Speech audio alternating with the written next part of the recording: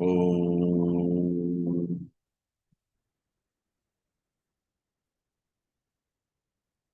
वक्रतुण्डमहाकाय सूर्यकोटिसमप्रभ निर्विघ्नं कुरु मे देव सर्वकार्येषु सर्वदा।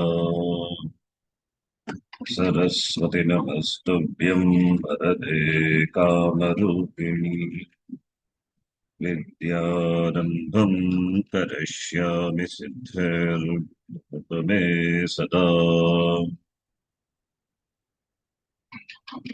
गुरवे सर्वलोकानां विषजे भवरोगिणां निधये सर्वविद्यानां दक्षिणामूर्तये नमः।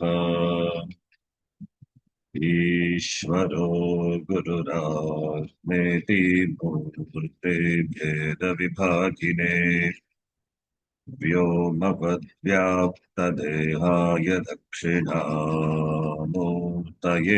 नमः। नारायणं पद्मभुवं वसिष्ठं शक्तिं च तत्पुत्रपराशरं च व्यासं शुकं गौडपदं महान्तं गोविन्दयोगीन्द्रमथास्य शिष्यम् श्रीशङ्कराचार्यमथास्य पद्मपादं च हस्तामलकं च शिष्यम् तं तोटकं वार्तिककारमन्यानस्मद्गुरून् सन्ततमानतोऽस्मि। सदाशिवसमारम्भां शङ्कराचार्यमध्यमाम् अस्मदाचार्यपर्यन्तां वन्दे गुरुपरम्पराम्। श्रुतिस्मृतिपुराणानाम् आलयं करुणालयम् नमामि भगवत्पादं शङ्करं लोकशङ्करम्। अपारकरुणा सिन्धुं ज्ञानदं शान्तरूपिणं श्रीचन्द्रशेखरगुरुं नमामि मुदान्वहम्। यत्कृपालेशमात्रेण पुमान् पूर्णः प्रजायते तं वन्दे ब्रह्मविद्धुर्यं सद्गुरुं चन्द्रशेखरम्। साक्षात्कृतं दयानन्दं परमार्थस्वरूपिणं तत्त्वज्ञानप्रशास्तारं प्रणतोऽस्मि परं पदम्। ॐ सहना भवतु सहनौ भुनक्तु सह वीर्यं करवावहै तेजस्विनावधीतमस्तु मा विद्विषावहै। ॐ शान्तिः शान्तिः शान्तिः।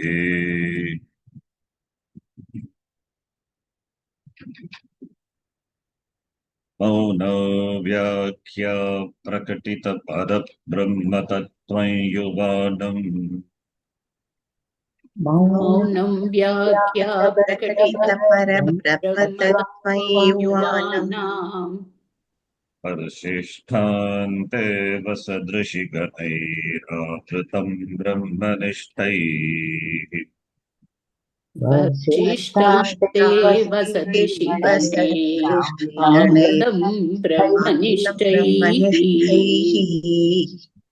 आचार्येन्द्रं करकलितचिन्मुद्रमानन्दरूपम् आचार्येन्द्रं करकलितचिन्मुद्रमानन्दरूपम् स्वात्मा रामं मुदितवदनं दक्षिणामूर्तिमीडे स्वात्मा रामं मुदितवदनं दक्षिणामूर्तिमीडे। अटविटपि समीपे भूमिभागे निषण्णम् पटपिटपि पटपि समीपे समीपे भूमिभागे भूमिभागे निषण्णम् निषण्णम् सकलमुनिजनानां ज्ञानदातारमादा सकलमुनिजनानां ज्ञानदातारमारात् त्रिभुवनगुरुमीशं दक्षिणामूर्तिदेवम् त्रिभुवनगुरुमीशं त्रिभुवनगुरुमीशं दक्षिणामूर्तिदेवम् दक्षिणामूर्तिदेवम् जननमरणदुःखच्छेदतक्षं नमामि जननमरणदुःखच्छेददक्षं नमामि नमामि चित्रं भटतरोर्भूरे वृद्धा शिष्या गुरुर्युवा चित्रं भटतरोर्मूले वटतरोर्मूले वृद्धा वृद्धा शिष्या शिष्या गुर्युवा गुरुर्युवा गुरोस्तु मौनं व्याख्यानं शिष्यास्तु छिन्नसंशयाः गुरोस्तु गुरोस्तु मौनं मौनं व्याख्यानं व्याख्यानं शिष्यास्तु शिष्याश्चिन्नसंशयाः छिन्नसंशयाः भगे सर्वविद्यानां भिषजे भवरोगिणाम् निधये निधये सर्वविद्यानां सर्वविद्यानां भिषजे भिषजे भवरोगिणाम् भवरोगिणाम् गुरवे सर्वलोकानां दक्षिणामूर्तये नमः गुरवे गुरवे सर्वलोकानां सर्वलोकानां दक्षिणामूर्तये दक्षिणामूर्तये नमः। नमः ॐ नमः प्रणवार्थाय शुद्धज्ञानैकमूर्तये ॐ ॐ नमः नमः प्रणवार्थाय प्रणवार्थाय शुद्धज्ञानैकमूर्तये शुद्धज्ञानैकमूर्तये निर्मलाय प्रशान्ताय दक्षिणामूर्तये नमः निर्मलाय निर्मलाय प्रशान्ताय प्रशान्ताय दक्षिणामूर्तये दक्षिणामूर्तये नमः। नमः ईश्वरो गुरुरात्मेति मूर्तिभेदविभागिने ईश्वरो ईश्वरो गुरुरात्मेति गुरुरात्मेति मूर्तिभेदविभागिने मूर्तिभेदविभागिने व्योमवद्व्याप्तदेहाय दक्षिणामूर्तये नमः व्योमवद्व्यक्ताय व्योमवद्व्याप्तदेहाय दक्षिणामूर्तये दक्षिणामूर्तये नमः। नमः विश्वं दर्पणदृश्यमाननगरी तुल्यं निजान्तर्गतम् विश्वं विश्वं दर्पणदर्शनगरी दर्पणदृश्यमाननगरी तुल्यं निजान्तर्गतम् पश्यन्नात्मनि मायया बहिरिवो यथा निद्रया पश्यन्नात्मनि पश्यन्नात्मनि मायया मायया बहिरिवोद्भूतं यथा बहिर्भूतं यथा निद्रया। निद्रया यः साक्षात् कुरुते प्रबोधसमये स्वात्मानमेवाद्वयम् यः यः साक्षात् साक्षात् कुरुते प्रबोधसमये प्रबोधसमये स्वात्मानमेवाद्वयम्। स्वात्मानमेवाद्वयम् स्मै श्रीगुरुमूर्तये नमः श्रीदक्षिणामूर्तये तस्मै श्रीगुरुमूर्तये श्रीगुरुमूर्तये नमः नम इदं श्रीदक्षिणामूर्तये श्रीदक्षिणामूर्तये।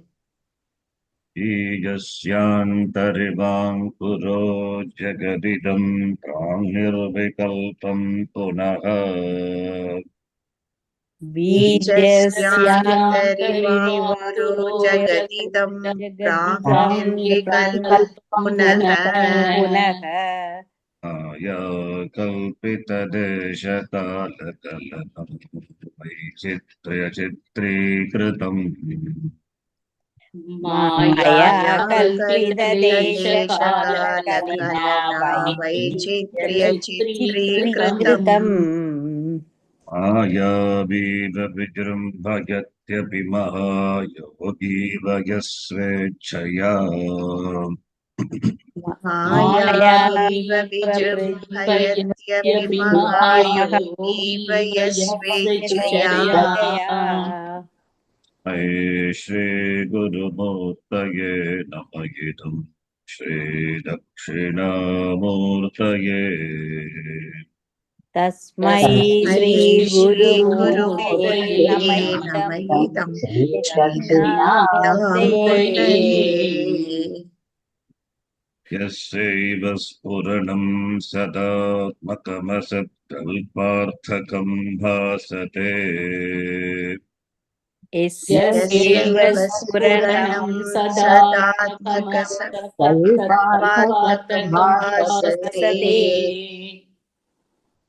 या तत्त्वमसीति वेदवचसा यो बोधयत्याश्रिता साक्षात् तत्त्वमसीति तत्त्वमसीति वेदवचसा वेदवचसा यो यो बोधयत्याश्रिता बोधयत्याश्रितान् यत्साक्षात्करणाद् भवेन पुनरावृत्तिर्भवाम्भोनिधौ यत्साक्षात्करणात् भवेन पुनरावृत्तिर्भवाम्भोनिधौ निधौ स्मै श्रीगुरुमूर्तये नमः इदं श्रीदक्षिणामूर्तये तस्मै श्रीगुरुमूर्तये श्रीगुरुमूर्तये नम नमः इदं श्रीदक्षिणामूर्तये श्रीदक्षिणामूर्तये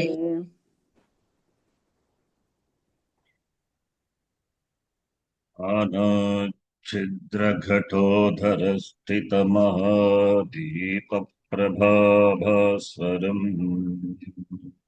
नानाच्छिद्रघटोदरस्थितमहादीपप्रभास्वरम् यस्य तु चक्षुरादिकरणद्वारा बहिस्पन्दते ज्ञानं यस्य तु चक्षुरादिकरणद्वारा बहिस्पन्दते जानामीति तमेव भान्तमनुभात्येतत् समस्तं जगत् जानामीति तमेव भान्तमनुभात्येतत् समस्तं जगत् जगत् अये श्रीगुरुमूर्तये नमः इदं श्रीदक्षिणामूर्तये तस्मै श्रीगुरुमूर्तये श्रीगुरुमूर्तये नम नमः इदं इदं श्रीदक्षिणामूर्तये देहं प्राणमपीन्द्रियाण्यपि चलां बुद्धिं च शून्यं विदुः देहं देहं प्राणमपीन्द्रियाण्यपि चलां बुद्धिं च शून्यं विदुः श्रीबालान्धजडोपमास्पदमिति भ्रान्ताभृशं वादिनः श्रीबालान्धजडोपमास्पदमिति भ्रान्ताभृशं भ्रान्ताभृशं वादिनः मायाशक्तिविलासकल्पितमहाव्यामोहसंहारिणे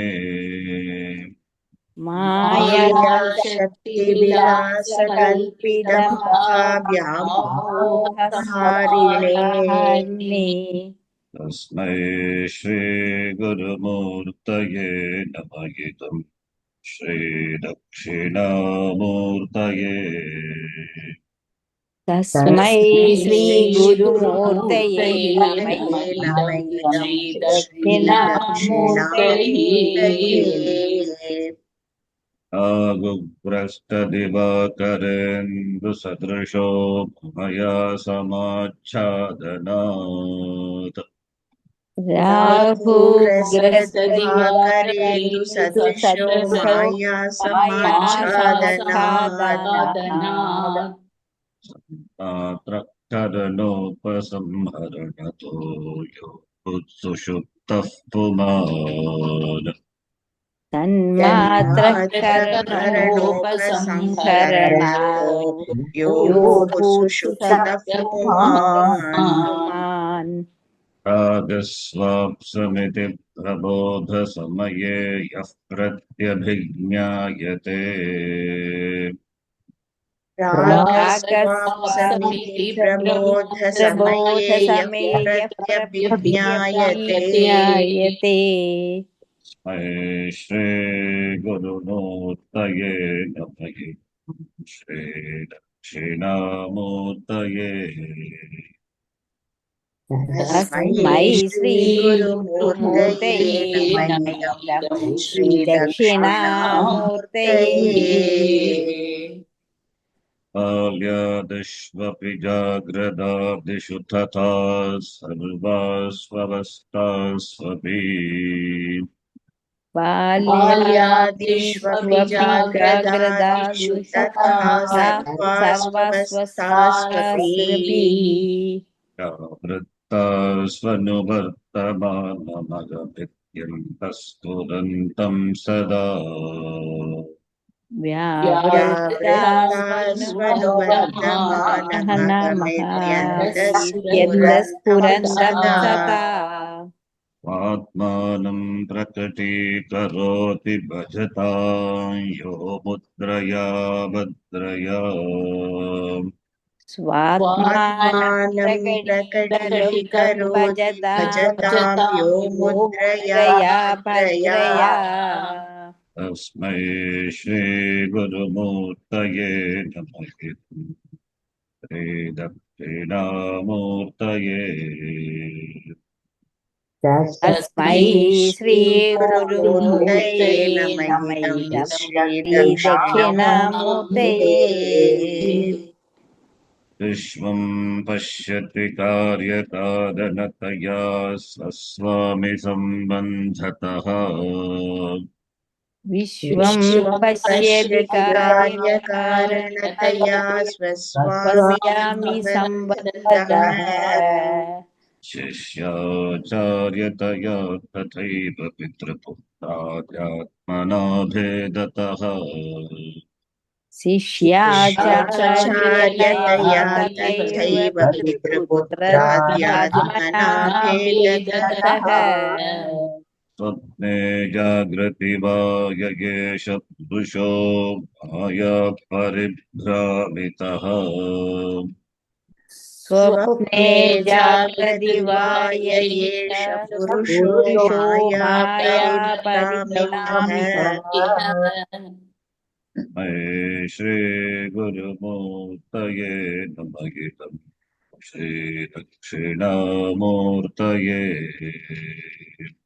तस्मै तस्मै श्रीगुरुमूर्तये नमः श्रीगुरुमूर्तये इदं नमः इदं श्रीदक्षिणामूर्तये श्रीदक्षिणामूर्तये भूरन्ध्वांस्यनलो निलोम्भरमहर्मथो हिमांशुः पुमान् भूरम्भांस्य नलो नलो निलोर्मरमहरनाथो हिमांशुः पुमान् पुमान् विद्या भाति चराचरात्मकमिदं यस्यैव मूर्त्यष्टकम् विद्याभाति चराचरात्मकमिदं यस्यैव मूर्त्यष्टकम् अन्यत्किञ्चन विद्यते विमृशतां यस्मात् परस्मात् विभोः नान्यत्किञ्चन विद्यते विमृशतां यस्मात् परस्माद् विभोः तस्मै श्रीगुरुमूर्तये नमः दक्षिणामूर्तये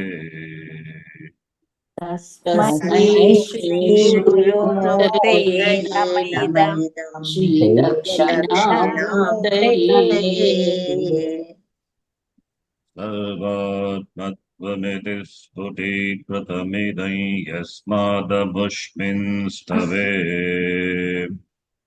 सर्वात्मत्वमिति स्फुटीकृतमिदं यस्मादमुष्मिंस्तवे तवे तेनास्य श्रवणात् तदर्थमननात् च सङ्कीर्तनात् दीनास्य दीनास्य श्रवणादर्थमननात् श्रवणार्थमननाध्यानाच्च सङ्कीर्तनात् सर्वात्मत्वमहाविभूतिसहितं स्यादीश्वरत्वं स्वतः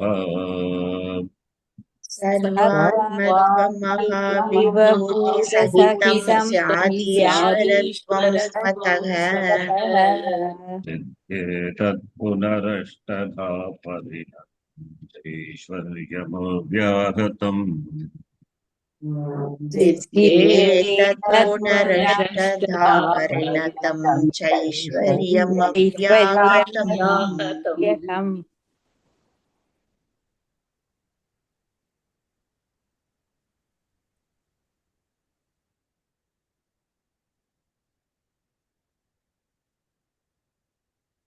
कक्षायाम् अस्माभिः केचन ध्यानश्लोकाः दृष्टाः।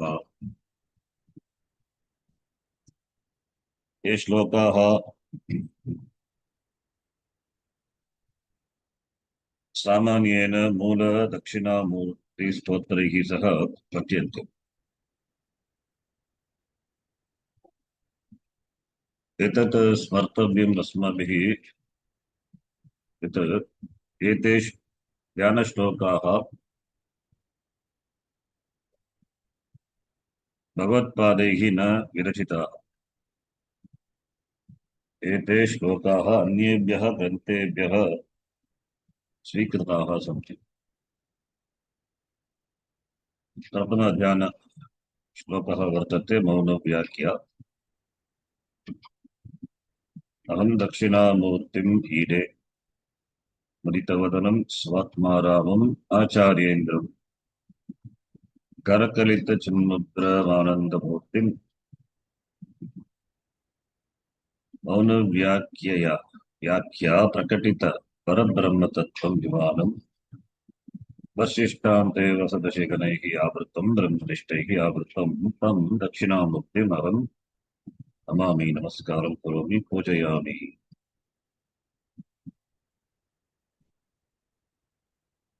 तं नमामि तं दक्षिणामूर्तिं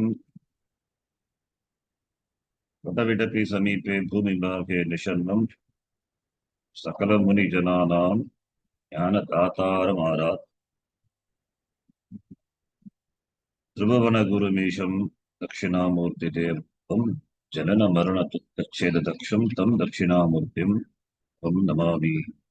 कीदृशः सः दक्षिणामूर्तिः? दक्षिणामूर्तिः तु युवा, गुरुः युवा, किन्तु वृद्धाः शिष्याः। सः दक्षिणामूर्तिः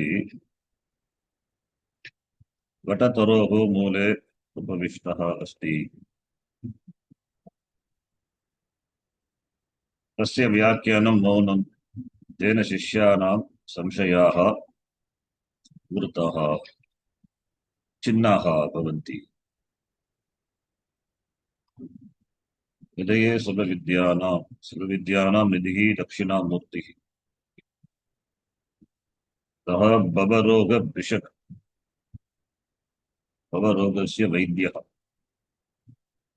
सर्वलोकानां गुरुः। सः एव ओङ्कारस्वरूपः प्रणवार्थाय इति पदेन। सः शुद्धज्ञानैकरूपी, सः निर्मलः प्रशान्तः निर्मलः इत्युक्ते अविद्यादोषरहितः मलरहितः निर्गतः मलः निर्गतं मलं यस्मात् मलरहितः मल अभावत्वात् अतः सः प्रशान्तः शान्तचित्तः अतः एव तस्य वदनं सदा उदितं भवति तेन ज्ञातुं शक्यते यस्य तस्य चित्तं प्रशान्तं भवति सर्वदा अतः प्रशान्तचित्तः इत्युक्ते विक्षेपरहितः उदितवदनः तस्मै दक्षिणामूर्तये नमस्कारः अनन्तरं वर्तते ईश्वरो गुरुरात्मेति इति ध्यानश्लोकः एषः श्लोकः पूज्य श्री स्वामी दयानंद सरस्वतीना अतीव प्रियः श्लोकः एषः श्लोकः श्री सुरेश्वराचार्येण विरचित मानसोल्लास ग्रन्थ स्वीकृतः अस्ति दक्षिणामूर्तिः व्योमवत् आकाशवत् सर्वव्यापी ब्रह्मस्वरूपा अस्ति व्योम इत्युक्ते आकाशः व्योमवत् इत्युक्ते आकाशवत् व्याप्तदेहाय इत्यस्य अर्थः यस्य शरीरम् आकाशवत् सर्वत्र व्याप्तम् अस्ति तस्मै दक्षिणामूर्तये नमस्कारः सः एकः एव दक्षिणामूर्तिः यः आकाशवत् व्यापक ब्रह्म अस्ति सः एव दक्षिणामूर्तिः त्रिधा विभजते मूर्तिभेद मायाशक्त्या साहाय्येन सह त्रिधा विभजते इत्युक्ते दक्षिणामूर्तेः त्रीणि रूपाणि सन्ति तानि ईश्वरः गुरुः आत्मा च इति त्रीणि रूपाणि रूपत्रयम् अस्ति दक्षिणामूर्तेः ईश्वरः इत्युक्ते समस्तस्य जगतः सृष्टिकर्ता ईश्वरः यदि एतत् जगत् भगवता सृष्टं तर्हि कथं वयं संसारे दुःखम् अनुभवामः कथं वयं संसारिणः भवन्ति कथम् अस्मात् संसारबन्धनात् कथं बहिः गन्तव्यम् इति वयं न जानीमः अतः एव ईश्वरः स्वयं संसारात् तीर्णाय वेदशास्त्रं दत्तवान् अतः सः ईश्वरः गुरुः भवति गुरुः अपि भवति एवं सः दक्षिणामूर्तिः एव सृष्टिरूपेण ईश्वरः सः एव गुरुः सः एव गुरुरूपेण अस्ति अतः ईश्वरः गुरुः च इति तर्हि कः शिष्यः शिष्यः कः अस्ति संसारी अज्ञानी एव शिष्यः वयं संसारिणः अज्ञानिनः एव शिष्याः शिष्यस्य स्वरूपं किम् शिष्यस्य स्वरूपमपि ब्रह्म एव सः एव परमात्मा दक्षिणामूर्तिः शिष्यरूपेण अपि भासते यद्यपि शिष्यः आरम्भे एतत् तत्त्वं न जानाति न स्वीकरोति च अन्ते शिष्यः वेदान्ततत्त्वं सम्यक् अवगम्य शिष्यः अवगच्छति यत् अहं शिष्यः ब्रह्म एव अस्मि इति। गुरुरूपेण दक्षिणामूर्तिना बोधितः अस्ति तत् त्वम् असि। सः एव शिष्यरूपेण अवगच्छति अहं ब्रह्म अस्मि। अतः ईश्वरः गुरुः आत्मा इति सः एव त्रिधा अस्ति। अतः एव ईश्वररूपेण गुरुरूपेण शिष्यरूपेण च दक्षिणामूर्तिः वर्तते। त्रिषु रूपेषु एकः दक्षिणामूर्तिः एव विद्यते। व्योमवत् व्याप्तदेहाय सः आकाशवत् व्यापकः तस्मै दक्षिणामूर्तये मम नमस्कारः इति।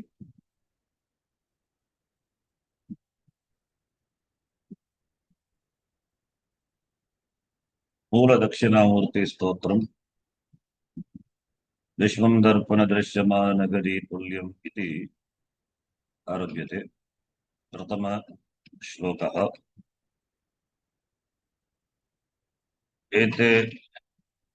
एतेषु श्लोकेषु 10 श्लोकेषु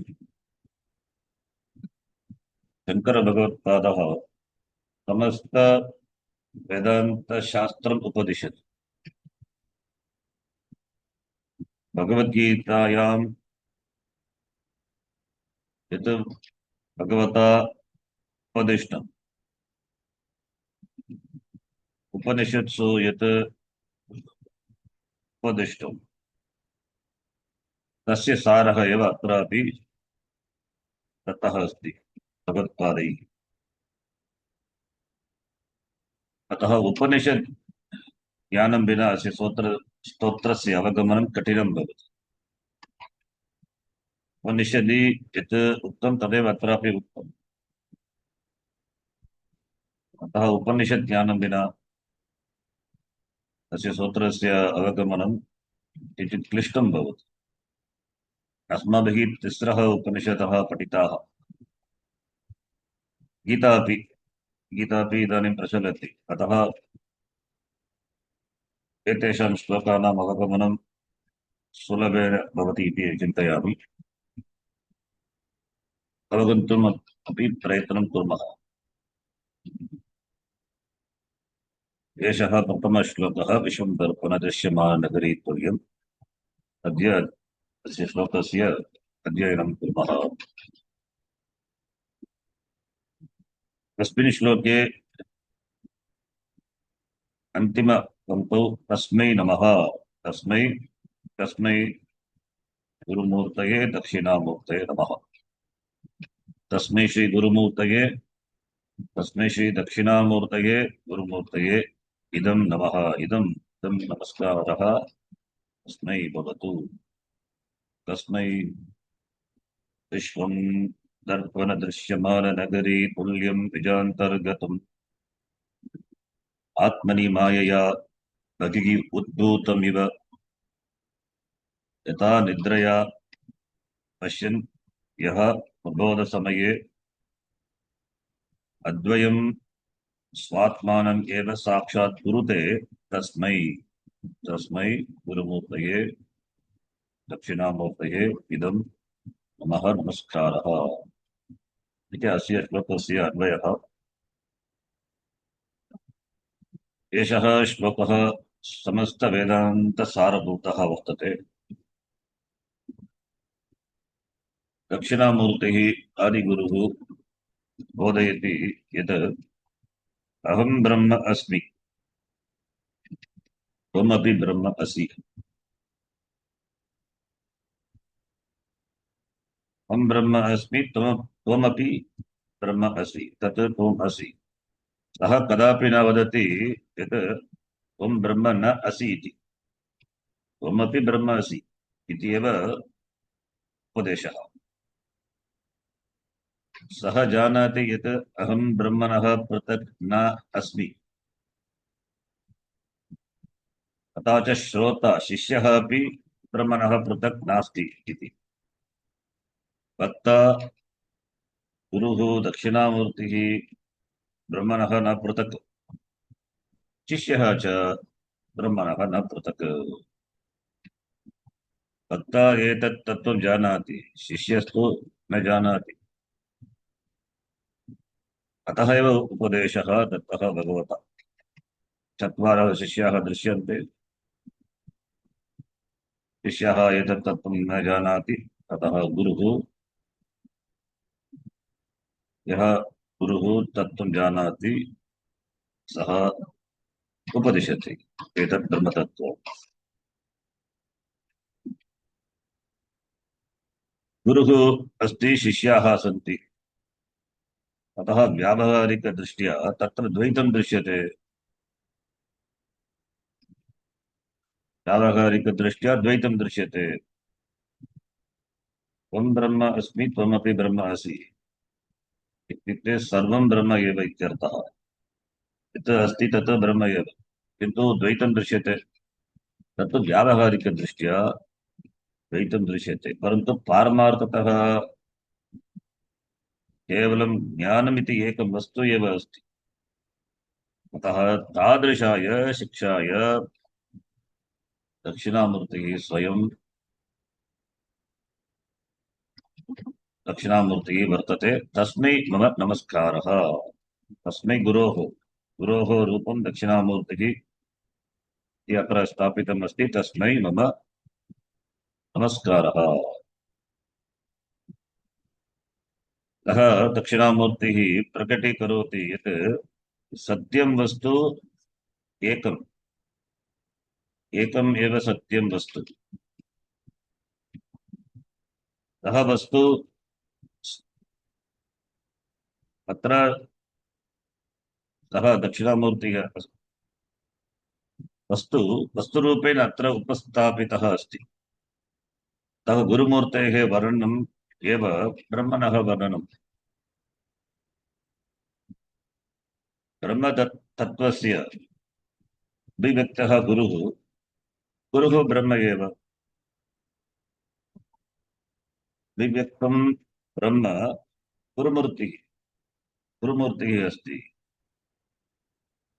अतः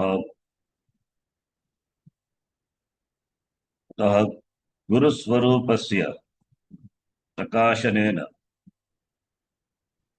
अखण्डस्य ब्रह्मणः प्रकाशनं भवति। गुरोः स्वरूपं दक्षिणामूर्तिः इति अत्र सः वर्णितः अस्ति। गुरोः स्वरूपं दक्षिणामूर्तिः, गुरुः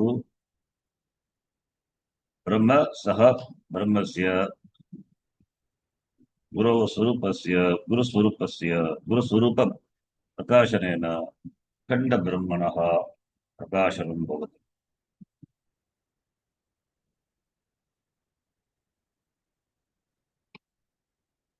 अत्र अस्माभिः काश्चन विषयाः, ये विषयाः पूर्वं पठिताः, अत्र स्मर्तव्याः। अस्माभिः अन्येषु ग्रन्थेषु पठितं यत् आत्म अनात्म विवेकः इति। तत्त्वबोधे अपि विवेकचूडामण्यमपि विवेकः कः, आत्मानात्मविवेकः कः इति। तत्र विवेकः इत्युक्ते आत्मानात्मनोः विवेकः। आत्मा इति पदमस्ति, अनात्मा इति अन्यपदमस्ति। आत्मा इत्युक्ते कः आत्मा? आत्मा इत्युक्ते विषयी आत्मा भवति। विषयिनोः इति अध्यासभाष्ये भगवत्पादा उक्तम्। विश्वदत्तप्रत्यय गोचरयोः विषयिनोः इति। विषयी इत्युक्ते सब्जेक्ट्, द्रष्टा, अनुभविता इत्युक्ते द एक्स्पीरियन्सर्, अनुभविता इति। सः आत्मा। यत् अनुभवितं भवति अथवा यत् आत्मनः व्यतिरिक्तं भवति, सर्वं व्यतिरिक्तं भवति आत्मनः, तत् सः अनात्मा। इत्युक्ते यः विषयी भवति अथवा अनुभविता भवति सः, यः विषयी भवति अनुभविता भवति सः आत्मा, यः विषयी वा अनुभविता न भवति सः अनात्मा। अतः आत्मनः अन्यत् सर्वम् अनात्मा।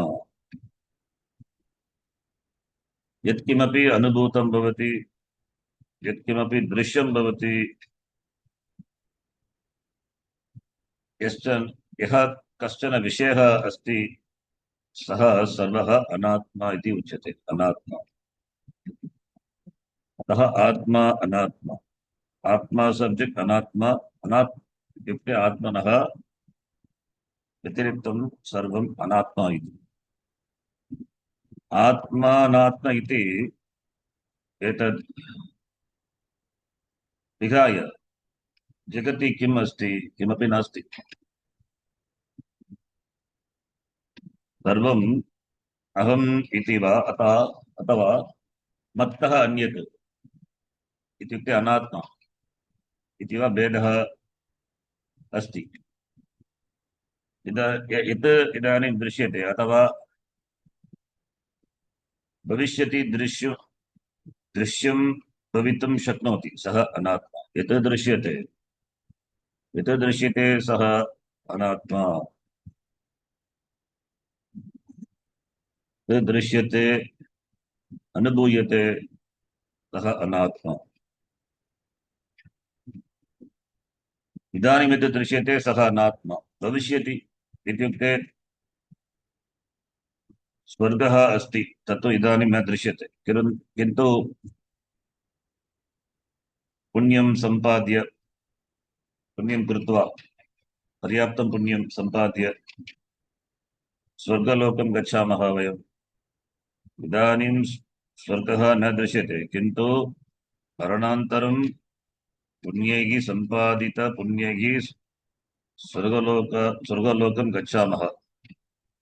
यः लोकः इदानीं न दृश्यते, दृश्यः भवति, अनन्तरं विश्यति। अतः तदपि अनात्मा एव, तदपि अनात्मा एव। अतः इदं समग्रं विश्वम्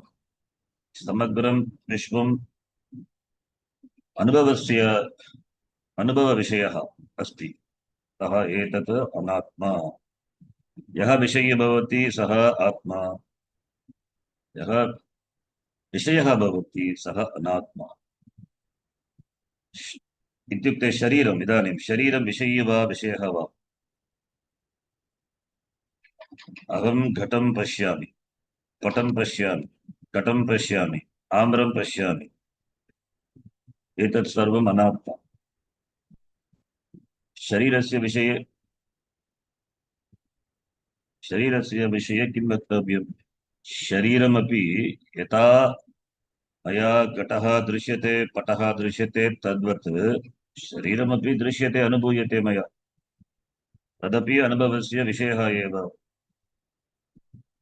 शरीरस्य उपयोगः जाग्रत्-अवस्थायाम् एव भवति, स्वप्नावस्थायां वा सुषुप्तावस्थायां वा तस्य अनुभवः नास्ति। अतः शरीरम् अपि विषयः एव, विषयत्वात् शरीरमपि अनात्मा एव। अतः शरीरम् अनात्मा इति सिद्धम्। मनः किं तर्हि? मनः अपि विषयः एव, मनः अपि विषयः एव। अस्य प्रयोगः जाग्रत् अवस्थायाम् अथवा स्वप्ने अपि भवति, किन्तु सुषुप्तौ न। अतः जगत् विषयः अस्ति, शरीरं विषयः अस्ति, इन्द्रियाणि अपि विषयाः सन्ति, मनः अपि विषयः अस्ति।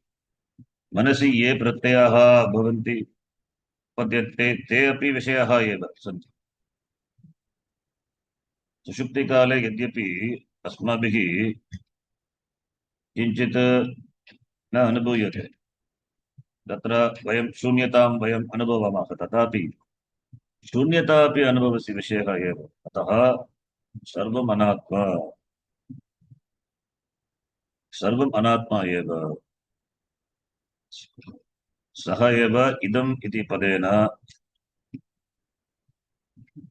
पदेन शङ्करभगवत्पादैः उच्यते। इदम् अहम् इदम्। तर्हि अहम् कः? अहम् आत्मा। अहम् इति आत्मा कः? तदेव आत्मा कः इति। अहम् एतेषां सर्वेषां विषयाणाम् अनुभवं करोमि। अहमेव अनुभविता। अहम् विषयी। अहम् द्रष्टा अनुभविता साक्षी अस्मि। यः आत्मा साक्षी चैतन्यम् इति उच्यते। अहम् आत्मा साक्षी चैतन्यम्।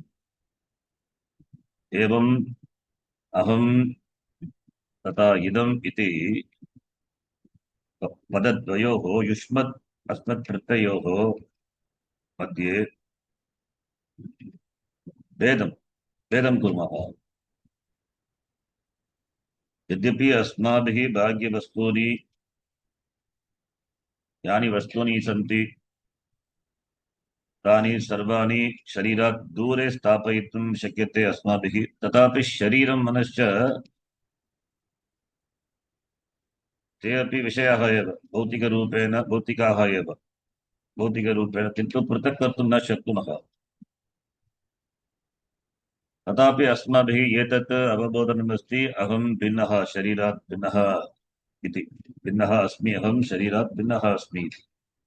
अहं विषयी अस्मि, शरीरं मनः इन्द्रियाणि भिन्नो विषयाः सन्ति। अतः अहम् इदम्, अहं विषयी आत्मा, अहम् आत्मा विषयी साक्षी चैतन्यम्। अतः अन्यत् सर्वम् अनात्मा।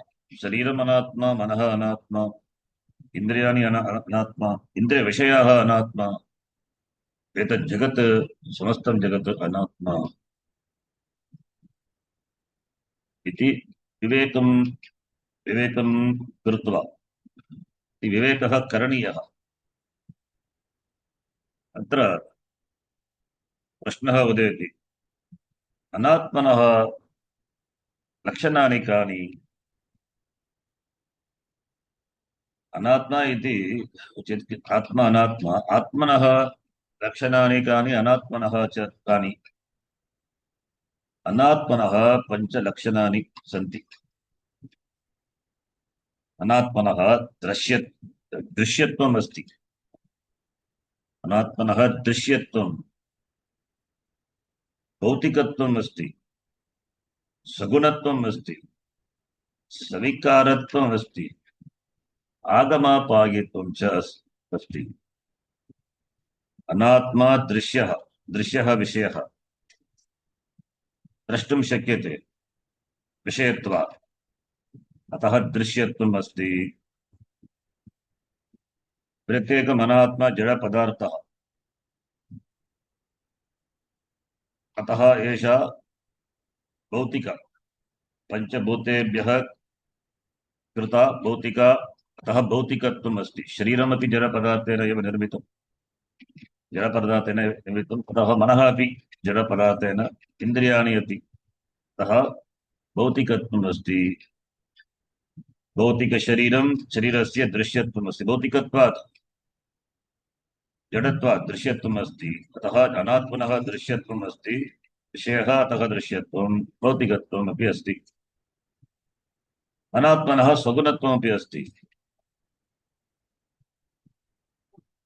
तथा गुणाः सन्ति, रूपं, वर्णः, गन्धः, रसः, स्पर्शः, शब्दस्पर्श रूप रस गन्धगुणाः, एते धर्माः, ते अपि सन्ति अनात्मनः। अतः अनात्मनः दृश्यत्वम् अस्ति। अनात्मनः दृश्यत्वं, भौतिकत्वं, सगुणत्वं च। चतुर्थलक्षणम् अस्ति सविकादित्वम्। यत् जडवस्तु अस्ति, अस्माभिः प्रतिदिनं लोके अनुभूयते एव, तत् कदापि एकरूपेण न तिष्ठति। यथा अस्ति तथा न भविष्यति। स्वभावमर्त्यस्य यदन्तकैतत् सर्वेन्द्रियाणां जरयन्ति तेजः। तु केवलम् इन्द्रियाणि, इन्द्रियविषयाः अपि एकरूपेण न तिष्ठन्ति।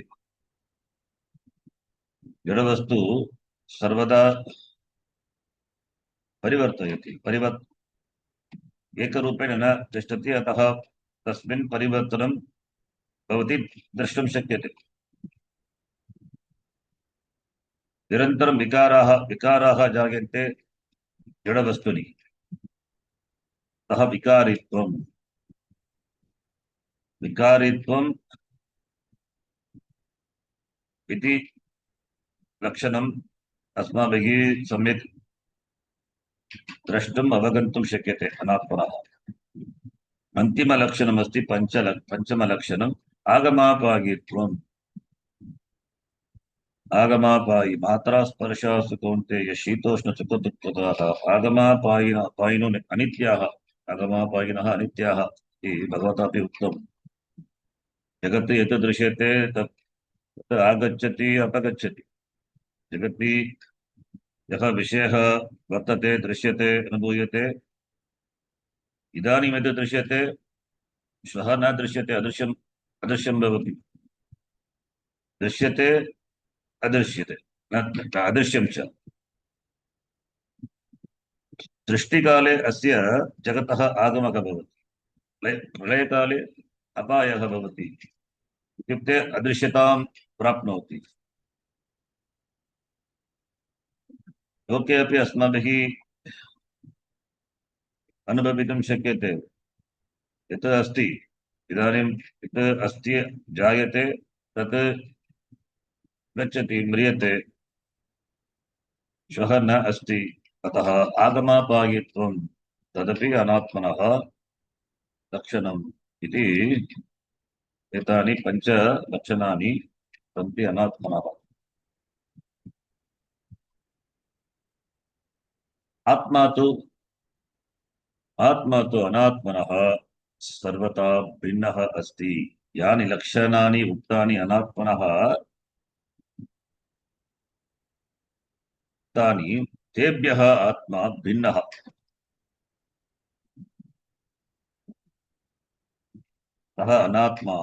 सः आत्मा अनात्मनः विलोमः अस्ति।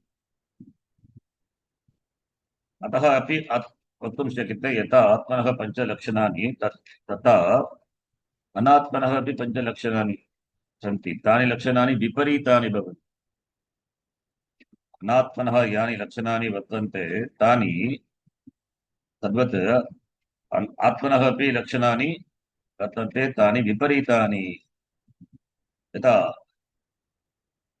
अनात्मनः प्रथमलक्षणं दृश्यत्वम्, आत्मनः अदृश्यत्वम्। आत्मा कदापि विषयः न भवति, अतः न दृश्यते। श्रोत्रस्य श्रोत्रं, मनसो मनो, यत् वाचोः वाचं, सौ प्राणस्य प्राणः इति उक्तं केनोपनिषदि। न दृश्यते, न शृणोति, अतः आत्मा विषयः न भवति। विषयः न भवति, सर्वदा विषयी एव भवति। सः सदा द्रष्टा एव, न तु दृश्यः। सः अनुभविता एव भवति, कदापि न अनुभूतः।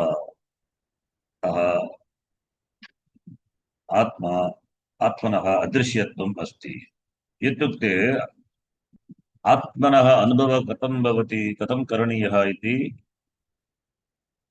प्रश्नः न प्रष्टव्यः। किमर्थम्? आत्मनः अनुभवः कदापि न भवति।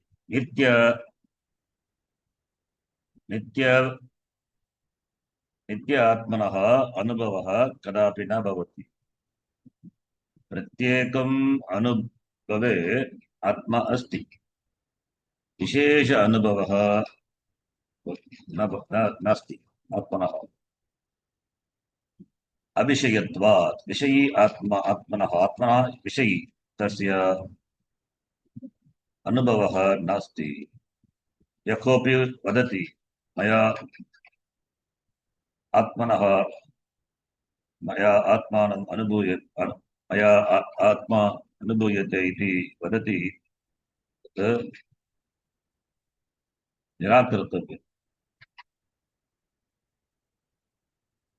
लोके ये अनुभवाः सन्ति अस्माभिः ये अनुभवाः अस्माभिः अनुभूयन्ते ते सर्वे आत्मनः कारणत्वेन भवन्ति। किन्तु आत्मा कदापि अनुभवविषयः न भवति। आत्मा विषयी एव। आत्मनः दृश्यत्वं नास्ति, अदृश्यत्वं। द्रष्टा एव, अनुभविता। कथम् अनुभवितारम् अनुभविता अनुभवितुः कथम् अनुभवः भवति? न भवति। कदापि अनुभूतः न भवति आत्मा। आत्मा न तु जडपदार्थः, अतः आत्मा भौतिकः अपि नास्ति, अभौतिकः चैतन्यस्वरूपः आत्मा। तस्मात् एतस्मादेव आकाशः, आकाशाद्वायुः, वायोरग्निः, अग्निरापः, अद्य पृथिवी इति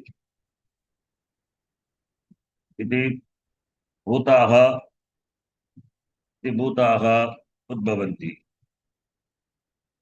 इति भूताः उद्भवति, तेन भौतिकानि। आत्मनः एव। अतः आत्मा न भौतिकः, जड। आत्मा न जडपदार्थः, अतः आत्मनः भौतिकत्वं नास्ति। इति द्वितीयलक्षणम् आत्मनः। तृतीयलक्षणं किम्? अभौतिकत्वात् आत्मनः गुणाः अपि न सन्ति। आत्मनः रूपमस्ति वा? न। अरूपम्, अशब्दम्, अस्पर्शम्, अरूपम्, अव्ययम्। रूपं नास्ति, वर्णः नास्ति, गन्धः नास्ति, न रसः, स्पर्शः, अतः आत्मा निर्गुणः इति। एतदत्रे क्षिमग्राह्यम् अगोत्रम् अवर्णम् अचक्षुश्रोत्रम् इति उपनिषदा यथा उक्तम्। आत्मा अरूपः। आत्मनः वर्णः कः? नास्ति। गन्धः, अगन्धः। रसः नास्ति। स्पर्शस्तु विषयगुणः, न तु विषयिनः, अतः आत्मा निर्गुणः। चतुर्थलक्षणम् अस्ति निर्विकारत्वम्। निर्विकारत्वम्। आत्मा न जायते म्रियते वा कदाचित्, नायं भूत्वा भविता वा न भूयः।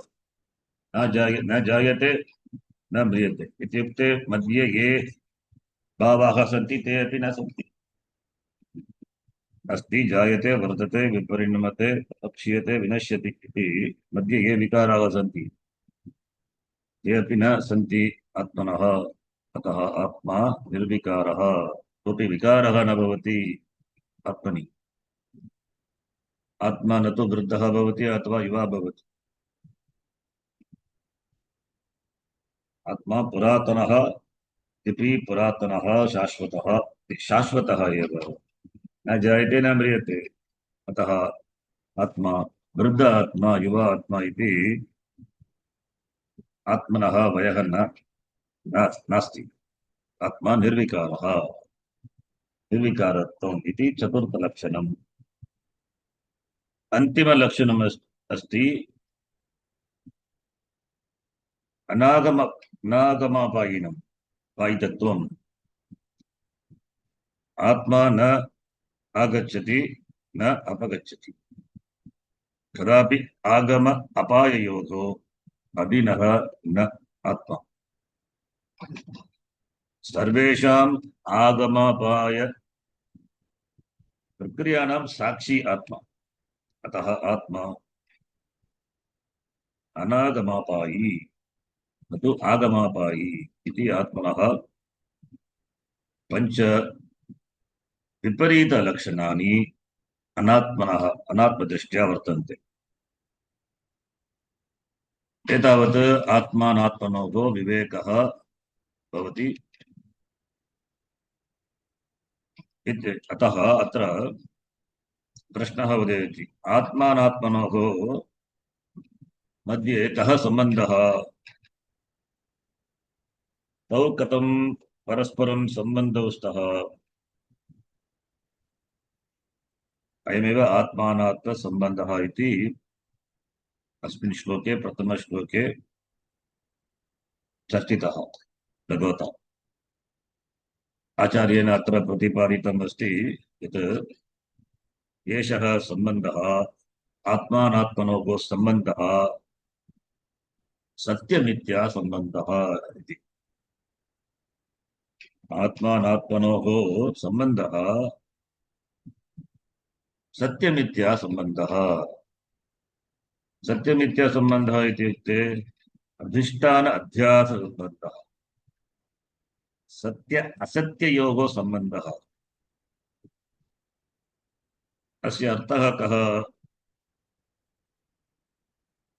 अस्य अर्थः यत् एकः सत्यः अपरः अनृतः असत्यः। आत्मा सत्यः, अधिष्ठान आत्मा सत्यः, अनात्मा मिथ्या। अध्यासः कल्पितः, अनात्मा मिथ्या। आत्मनि कल्पितः मिथ्या। यत् मिथ्या तस्य अनुभवः भवितुं शक्नोति। यत् मिथ्या अस्ति तस्य अनुभवः भवति, किन्तु तस्य गणना न कर्तुं शक्यते। इत्युक्ते गणना इत्युक्ते cannot be counted। अनात्मा अनुभूतः भवितुं शक्नोति किन्तु न गणनीयः, तथा गणनीयः नास्ति। तर्हि गणनीयं किं वर्तते? केवलम् आत्मा एव गणनीयः, आत्मा एव अस्ति। अनात्मा तु अनुभवयोग्यः किन्तु गणनयोग्यः नास्ति।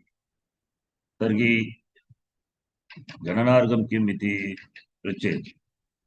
आत्मा एव गणनार्थं तत्त्वम्।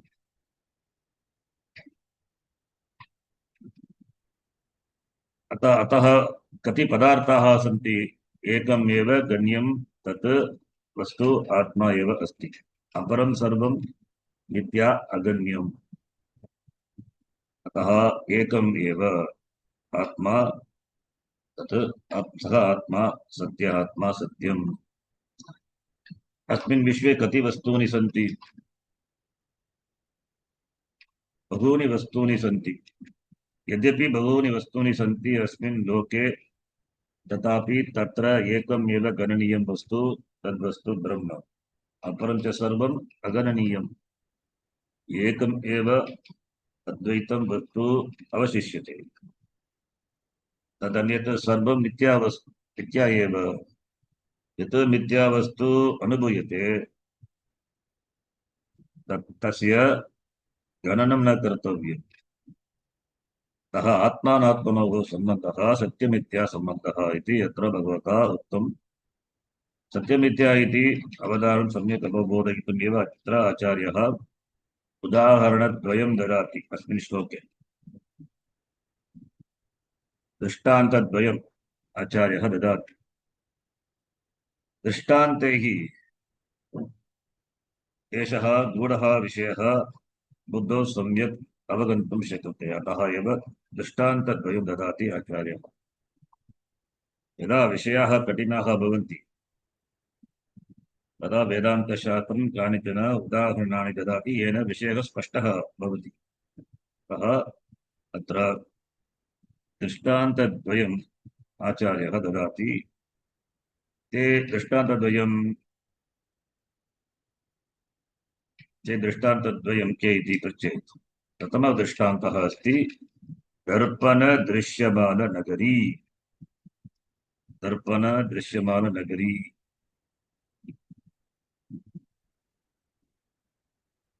सत्यमिथ्या सम्बन्धस्य अवबोधनार्थं वस्तुद्वयम् अपेक्षितम्। वस्तु द्वे वस्तु स्तः, अतः तयोः सम्बन्धः प्रेषितं कीदृशः सम्बन्धः सत्यमित्यासम्बन्धः तदर्थमेव अत्र आचार्येण उक्तं दर्पणदृश्यमाननगरी दर्पणः अस्ति दर्पणनगरी अस्ति दर्पणः इति एकः पदार्थः दर्पणनगरी इति अन्यत् अस्ति दर्पणः सत्यं दर्पणनगरी मिथ्या तदेव उपदेशः आचार्येण उक्तम् अस्ति सम्यक् अवगमनं भवति विचारं कृत्वा दर्पणनगरी इत्युक्ते किं दर्पणः नाम आदर्शः पुरः दर्पणः नगरी नगरी इत्युक्ते पुरं देशः पुरं नगरी दर्पणनगरी इत्युक्ते दर्पणनगरी दर्पणे दृश्यमाननगरी दर्पणः अस्ति तस्मिन् दर्पणे दृश्यमाना या नगरी सा दर्पण दृश्यमान नगरी सा नगरी किं दर्पणेन निर्मिता अस्ति न तो दर्पणेन निर्मिता नगरी अत्र आचार्यः कल्पयति एका नगरी अस्ति तस्याः नगर्याः बहिः दर्पणः स्थापितः अस्ति विशालः दर्पणः स्थापितः अस्ति कल्पयन्तु नगरी नगरी अस्ति विशालः दर्पणः अपि अस्ति तस्मिन् दर्पणे नगरी दृश्यते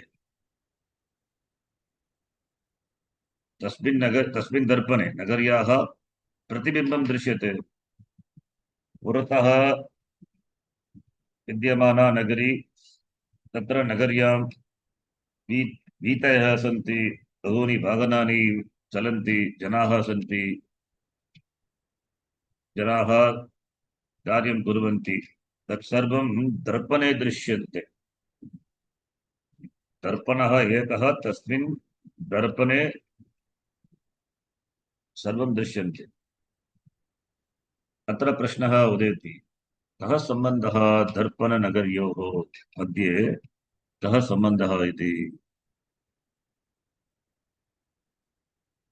कीदृशः सम्बन्धः किं दर्पणे कश्चन विकारः जायते वा नगरी रूपेण परिणन्तुं दर्पणः किमपि परिवर्तनं प्राप्नोति वा नगरी रूपेण भासमानः दर्पणः स्वरूपे किमपि विकारम् अनुभवति वा न अत्र शङ्कराचार्यः वक्तुम् इच्छति यः सम्बन्धः अस्ति दर्पणनगर्योः सः सम्बन्धः सत्यमित्यासम्बन्धः दर्पणदृश्यमाननगर्याः दर्पणे सह कः सम्बन्धः इति पृच्छेत् दर्पणे दर्पणः दर्पणे किञ्चित् विकारं न दृश्यते दर्पणे किञ्चित् विकारं न दृश्यते दर्पणः किमपि विकारं न प्राप्नोति यद्यपि नगर्यां विकारः भवति तथापि दर्पणे विविधानि वस्तूनि दृश्यन्ते चेदपि दर्पणे किञ्चित् कश्चित् विकारः न दृश्यते इत्युक्ते अस्य अर्थः यत् किमपि तत्र भासते तत्सर्वं दृष्टनष्टस्वभावम् यदा तस्य सम्यक् विचारः क्रियते तदा तत्र न उपलभ्यते यदि दर्पणस्थनगर्याः स्वरूपः विचारः क्रियते तर्हि दर्पणे कापि नगरी नास्ति दर्पणे किम् अस्ति दर्पणे नगरी अस्ति वा नगरी तु भाग्यविषयः भाग्ये एव अस्ति दर्पणे किम् अस्ति दर्पणे नगरी नास्ति एव यः पक्षी बहिः वर्तते दर्पणे दृश्यते किन्तु तस्मिन् दर्पणे वास्तवः पक्षी नास्ति पक्षी तो बहिः दृश्यते, दर्पणे पक्षी नास्ति। मेघः अस्ति राज्ये, मेघाः नभसि चलन्ति, दर्पणे न सन्ति। दर्पणे यद्यपि दृश्यते तथापि तत्र वास्तविकया न सन्ति। पर्वतः नास्ति, प्रासादः नास्ति, किमपि नास्ति दर्पणे। अतः यद्यपि वस्तूनि दृश्यन्ते दर्पणे तथापि विचारकाले तस्य सत्ता न सिद्ध्यति, तस्य सत्त्वं न सिद्ध्यति। नगर्याः स्वरूपं प्रति यदा विचारं कुर्मः तत्र तर्हि दर्पणे सा नगरी वास्तविकतया न उपलभ्यते। दर्पणस्य अन्तः यानि सर्वाणि वस्तूनि विद्यमानानि सन्ति मया अनुभूयन्ते, तानि सर्वाणि मम अनुभवाय एव भासन्ते। तानि सर्वाणि वास्तविकया तत्र न सन्ति। अतः तानि वस्तूनि असद्रूपाणि इति वक्तुं शक्यते वा? न, असन्ति इति वक्तुं न शक्यते। असत् चेत् न प्रसज्येत। असन्ति वस्तूनि कदापि न भासेरन्, असत् चेत् न प्रसज्येत।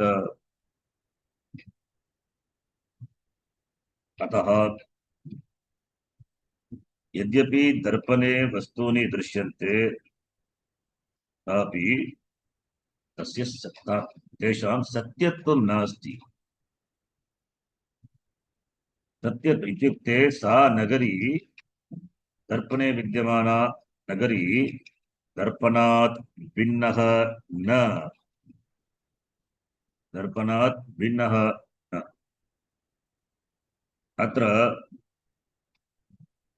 किमस्ति?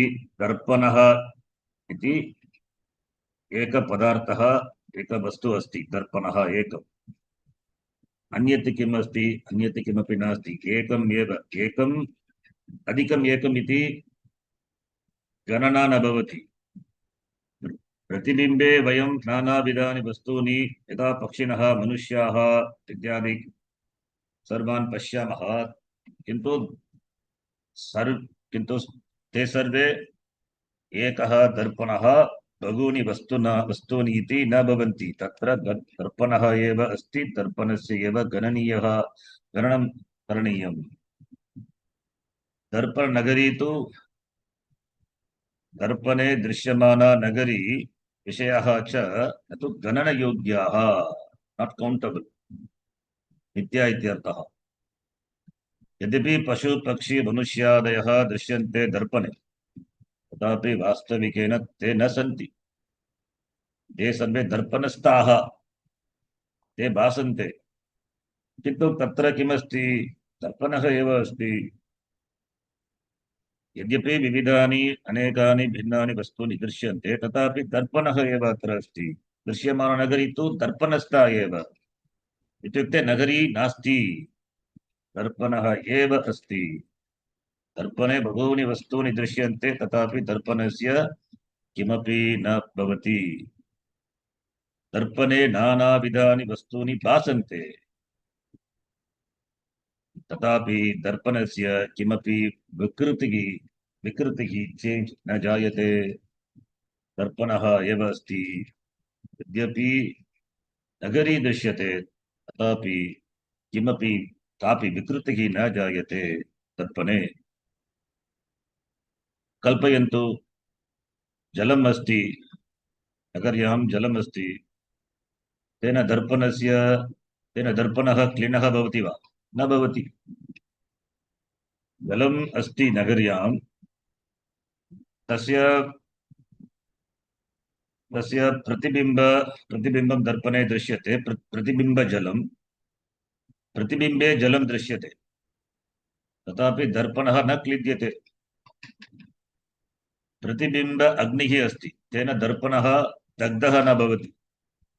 प्रतिबिम्ब वायुः अस्ति, तेन दर्पणः न शोषितः भवति। नैनं चिन्तन्ति शस्त्राणि नैनं दहति पावकः चैनं क्लेदयन्त्यापि न शोषयति मारुतः यथा भगवता उक्तम्। यद्यपि यद्यपि जलम् अस्ति, वायुः अस्ति, अग्निः अस्ति, दर्पणे दर्पणस्था अग्निः, दर्पणस्था वायुः, दर्पणस्था जलम्, तैः दर्पणः न क्लिद्यते, न दग्धः भवति, न शोषितः अपि भवति। पुनः यथा पूर्वं यथा आसीत् तथा एव अस्ति। सर्वं दर्पणे दृश्यते, सर्वं दर्पणे दृश्यते, तथापि एतेषु सर्वं दर्पणे प्रतीयते, तथापि दर्पणे किमपि न विद्यते। अतः असत् इति वक्तुं शक्यते वा न? असत् चेत् न प्रसज्येत। दर्पणे दृश्यते अस्माभिः, कथम् असत् इति वक्तुं शक्यते? तर्हि सत् वा सत् इति वक्तुं शक्यते, तदपि न, तत् चेत् न बाध्येत। अतः यद्यपि वस्तूनि भासन्ते दर्पणे, तथापि तानि वस्तूनि असद्रूपाणि वा असत्रूपाणि इति वा वक्तुं न शक्यते। तानि सन्ति इति किमर्थं न वक्तुं शक्यते? दर्पणे वस्तूनि सन्ति इति अस्माभिः दृश्यते, किमर्थं वस्तूनि सन्ति दर्पणे इति वक्तुं न शक्यते? दर्पणस्थ विषयः दर्पणात् पृथक् न भवति, पृथक् न तिष्ठति। दर्पणात् दूरे कदापि न भवेयुः ते, दर्पणं विना पृथक् न सन्ति ते सर्वे दर्पणस्य कारणेन एव विद्यन्ते। दर्पणे कथम् एतत् कथं सिद्धं भवति इति पृच्छेत्। यः दर्पणः अस्ति तम् अपसारयन्तु। दर्पण अपसारणेन नगर्याः अपसारणं भवति, न तु वास्तवनगरी। वास्तवनगरी या नगरी अस्ति सा भवति एव, किन्तु दर्पणस्थनगरी किम् अभवत्? दर्पण अपसारणेन दर्पणनगरीयाः अपि अपसारणं भवति। अतः दर्पणसत्त्वे एव दर्पणनगरसत्त्वं, दर्पण अभावे दर्पणनगर अभावः। अतः एतेन दृष्टान्तेन ज्ञातुं शक्यते नगर्याः सत्ता नास्ति। दर्पणनगरी दर्पणतः सत्तां स्वीकृत्य एव भासते, तस्याः सत्ता नास्ति। अतः दर्पणः सत्यः, नगरी मिथ्या। दर्पणनगरी दृष्टान्ते किं सत्यं? दर्पणः सत्यः, नगरी मिथ्या। दर्पणसत्त्वे दर्पणनगर्याः सत्त्वं, दर्पण अभावे दर्पण दृश्यमान नगर्याः अभावः। अतः दर्पणः सत्यः, नगरी मिथ्या। नगरी इत्युक्ते दर्पणे दृश्यमाना नगरी, न तु या नगरी वास्तविकतया वर्तते, न सा। दर्पणः सत्यः, दर्पणनगरी मिथ्या।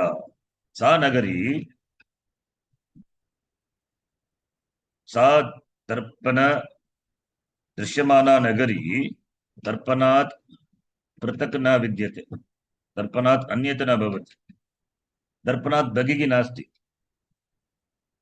अतः एतैः सर्वैः दर्पणः तु असम्बद्धः एव, असङ्गः। दर्पणः असङ्गः इति उच्यते। दर्पणस्तु तैः असंस्पृष्टः, असङ्गः, वर्तते सत्यः दर्पणः सत्यः स्वतन्त्रः यत् सत्यं तत् स्वतन्त्रेण तिष्ठति यत् मिथ्या तत् अस्वतन्त्रं पराधीनं तस्य पराधीनत्वम् अस्ति दृश्यमाननगर्याः पराधीनत्वम् अस्ति दर्पणे दर्पणः तु स्वतन्त्रः दर्पणनगर्याः पराधीनत्वम् अस्ति अतः यत् सत्यं तत् अत्र यत् सत्यं तत् यत् सत्यं वर्तते तस्मात् भिन्नः सर्वम् अनित्यं मिथ्या इति दर्पणः सत्यः दर्पणे दृश्यमानानि सर्वाणि वस्तूनि चेत् सर्वाणि मिथ्या एव अत्र वदन्तु यत् सत्यं सत्यम् इति उक्तं यत् सत्यं कुतः तत् सत्यं सत्तां स्वीकरोति सत्यस्य सत्ता या वर्तते सा कुतः स्वीकरोति इति पृच्छेत् सत्यं न कुतः अपि सत्तां स्वीकरोति यदि सत्यं सत्तां स्वीकुर्यात् तर्हि तदपि मिथ्या भवेत् अतः दृष्टान्ते दर्पणः सत्यः दर्पणनगरी मिथ्या तद्वत् दार्ष्टान्ते अपि ब्रह्म सत्यं तदेव वर्तते ब्रह्मणः सत्त्वं कुतः स्वीकरोति कुतः अपि न स्वीकरोति ब्रह्म सत्यम् एव जगत् मिथ्या ब्रह्म सत्यं जगन्मिथ्या दर्पणः सत्यः दर्पण दृश्यमाननगरी मिथ्या इति दृष्टान्तः दाष्टान्ते ब्रह्म सत्यं जगन्मिथ्या ब्रह्मणः सत्त्वं कुतः अपि न स्वीकृतं स्वतः सिद्धः स्वतः सत्यं नित्यं तत् सत्यं तत्स्वरूपं सत्यब्रह्म यदि दृष्टान्तः अवबुद्धः तर्हि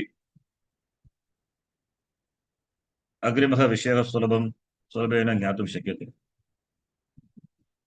दृष्टान्तं ज्ञातुं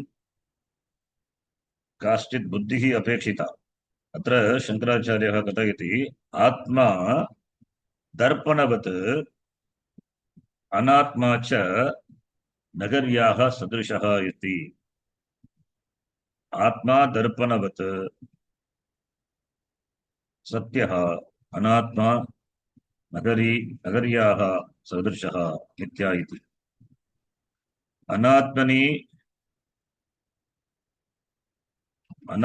विविधत्वम् अस्ति परन्तु आत्मनि विविधत्वं नास्ति एकः आत्मा अनात्मनः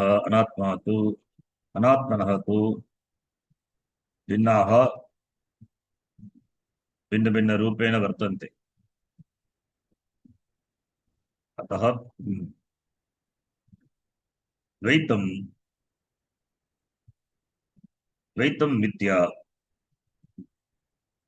यदा अहम् इदम् इति पूर्वं यत् उक्तम् अहम् इदम् इति जगत् अहम् आत्मा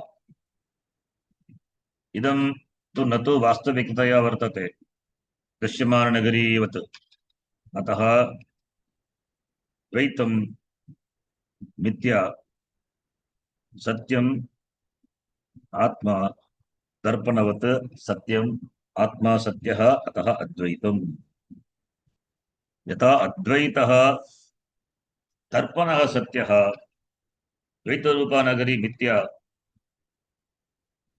तथा एव आत्मा अद्वैत आत्मा सत्यः अनात्मनि नानात्वं वर्तते दृश्यते भासते नानात्वं भासते आत्मनि नास्ति दर्पणे वैविध्यं नास्ति परन्तु दर्पणनगर्याः सर्वं वैविध्यं दृश्यते अतः द्वैतं मिथ्या अद्वैतं सत्यम् यथा अद्वैत दर्पणः द्वैतनगरी च तथा एव आत्मा अद्वैतं सत्यम् अस्ति, अनात्मा मिथ्या। यद्यपि भासमानानि बहूनि वस्तूनि सन्ति, तथापि परमार्थतः एकं वस्तु एव अस्ति, ब्रह्म अस्ति। अतः इदं सम्पूर्णं ब्रह्माण्डं जगत् दर्पणनगर्याः सदृशत्वम् अस्ति। दर्पणः यथा सत्यः तद्वत् आत्मा सत्यः। दर्पणनगरी दर्पणेशमा नगरी यथा मिथ्या तद्वत् जगत् मिथ्या। अतः इदं ब्रह्माण्डं जगत् इदं शब्देन यत् उच्यते विषयः तत् मिथ्या इति प्रथमः दृष्टान्तः। दर्पणदृश्यमाननगरी तुल्यम् इति। द्वितीयदृष्टान्तः अपि अस्ति। द्वितीयः स्वप्नविश्वम्। स्वप्नविश्वम् इति निद्रया उद्भूतं विश्वम् इव इति अत्र आचार्येण शब्द प्रयोगः क्रियते। द्वितीयदृष्टान्तः। तस्य दृष्टान्तस्य विषयद्वारा दाष्टान्तस्य अवगमनम् आगामिकक्षायां कुर्मः। इदानीम् अद्य कक्षायाः समापनं कुर्मः। ॐ पूर्णमतः पूर्णमिदं पूर्णात् पूर्णमुदच्यते पूर्णस्य पूर्णमादाय पूर्णमेवावशिष्यते। ॐ शान्तिः शान्तिः शान्तिः। हरिः ॐ श्रीगुरुभ्यो नमः। हरिः ॐ। धन्यवादः। धन्यवादः जी। धन्यवाद शरण जी। ಧನ್ಯವಾದ. ಧನ್ಯವಾದಗಳು ಶರಣ್ಜಿ.